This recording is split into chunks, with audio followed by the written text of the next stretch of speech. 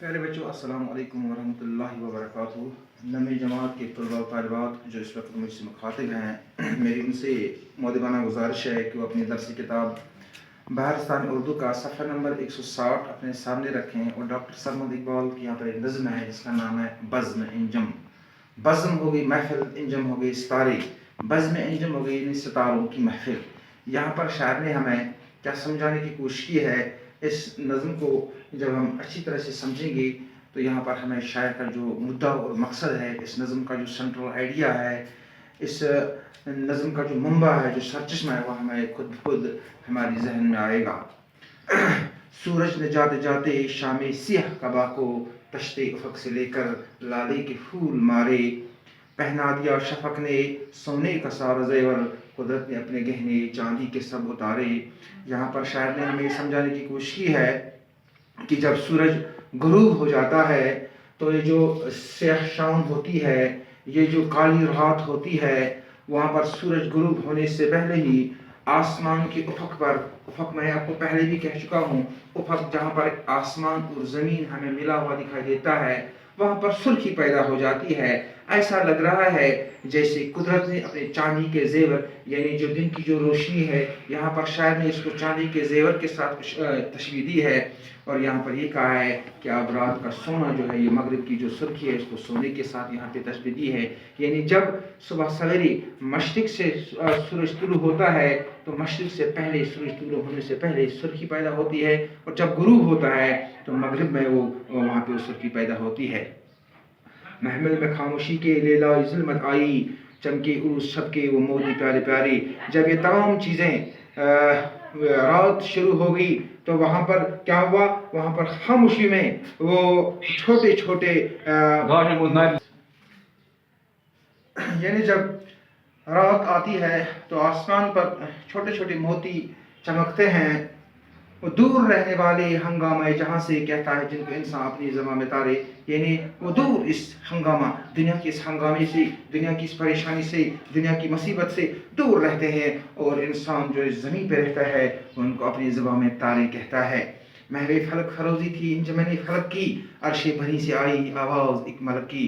यहाँ पे शायर फरमाते हैं कि अर्श भरी पर फरिश्तों की एक महफिल थी, और यहाँ पर एक अर्श से एक मलक की आवाज़ आई, एक फरिश्ते की आवाज़ आई। उसने क्या कहा, ए शब के पासबानो, ए आसमां के तारो, ताबिंद हकूम सारी गिरदो निशी तुम्हारी। यहाँ पर शायर ने इन तारों से मुखातब, इस मलक ने, इस फरिश्ते ने इन शब के इन तारों से मुखातब फरमाया, ए शब के रखवाली करने वालों, ए आसमान के तारों, ए रात को चमकने वालों, ये जो पूरी कौम है ये आपके गर्दनशीन है, ये आपको अपने किस्मतों के आईने जानते हैं। छेड़ो सुरूर ऐसा जाग उठे सोने वाले, रहबर है काफिरों की ताबे जबीन तुम्हारी। आप ऐसा सुरूर छेड़ो जो इस ज़मीन पर सोए हुए हैं, जो जिनका ज़मीर मर्दा हो चुका है। शायद वो आपके इस इत्तेहाद से, शायद आपसे वो सबक सीखें, और यहाँ पर भी वो अपने अंदर आप जैसी सिफात पैदा करें। आईने किस्मतों को तुमको ये जानते हैं, शायद सुने सदाएं अहले ज़मीन तुम्हारी। ये जो अहले ज़मीन है ये आपको अपनी किस्मतों का आईना मानते हैं। अपनी किस्मतों से जब हम अपना किस्मत जानने के लिए किसी नजूमी के पास जाते हैं, वो नजूमी क्या हमें सितारों के इल्म से हमें हमारा किस्मत बताता है। इसलिए यहाँ पर शायर ने यहाँ पर ये कहा है कि जो तारे हैं ये हमारी किस्मत से भी जुड़े हुए हैं। रुखसत हुई खामोशी तारों भरी फिजा से, वसत की आसमां को मामूर इस नवा से।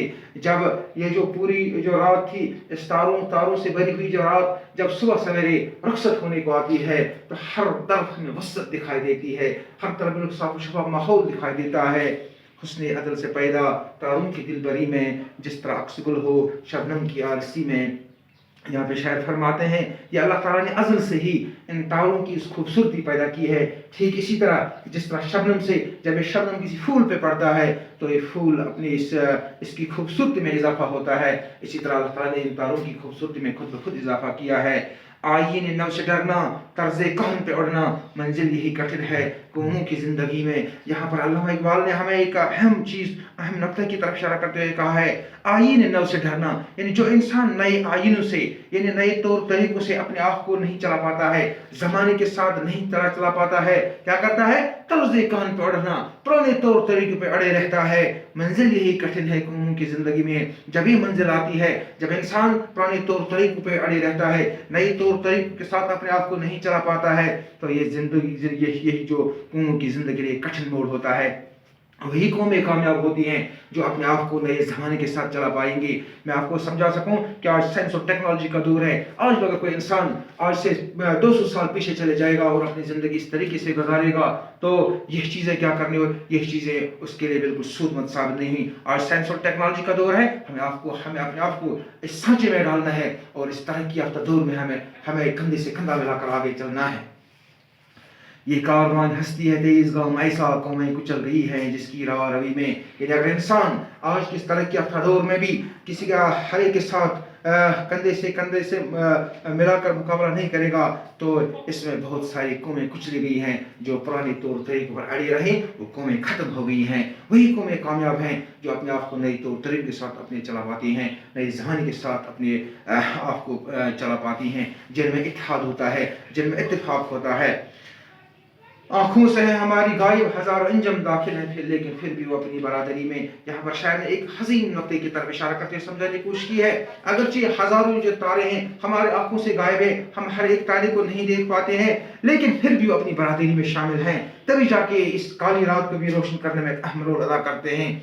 एक उम्र में समझे इसको ज़मीन वाले, जो बहुत पा गई हम थोड़ी सी ज़िंदगी में। यहाँ पर शायर ने हमें समझाने की कोशिश की है कि बहुत सा अरसा गुजरा है, एक उम्र गुजरी है, लेकिन ज़मीन वाले ये भी नहीं समझे कि जो तारे हैं ये जब आपस में मिलते हैं, ये इनमें जब आपस में इत्तेफाक है, तभी जाके काली रात को रोशनी में तब्दील करते हैं जज़्ब बाहमी से कायम निज़ाम सारे पोशीदा नक्ता तारों की ज़िंदगी में।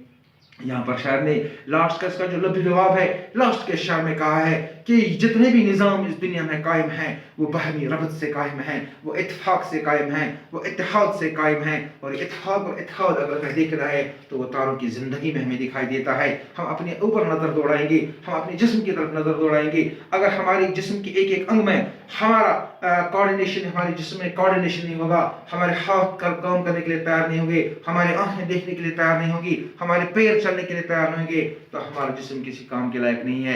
जब इन तमाम चीज़ों में, जब जिस्म के तमाम अज़ा में एक कोऑर्डिनेशन है, एक ताउन है, एक इत्तेफाक है, तभी जाके हमारा जिस्म कोई भी काम करने के लिए तैयार होता है। अगर अल्लाह बचाए थोड़ी भी कोऑर्डिनेशन में, इत्तेफाक में थोड़ी भी कमी आ जाए, तो हम किसी के लायक नहीं रहेंगे। इस पूरी नज़म का जो मुद्दा और मकसद यही है कि जिस तरह ये जो तारे आसमान पर इत्तेहाद और इत्तेफाक के साथ इस काली रात को भी रोशन करने में अपना अहम रोल अदा करते हैं, इसी तरह अगर ज़मीन पर भी रहने वाले आपस में इत्तेहाद से काम लें, इत्तेफाक से काम लें, तभी जाके वो ज़िंदगी में कामयाब हो सकते हैं। मुझे उम्मीद है कि आपको समझ में आया होगा। बाकी वसल्लम।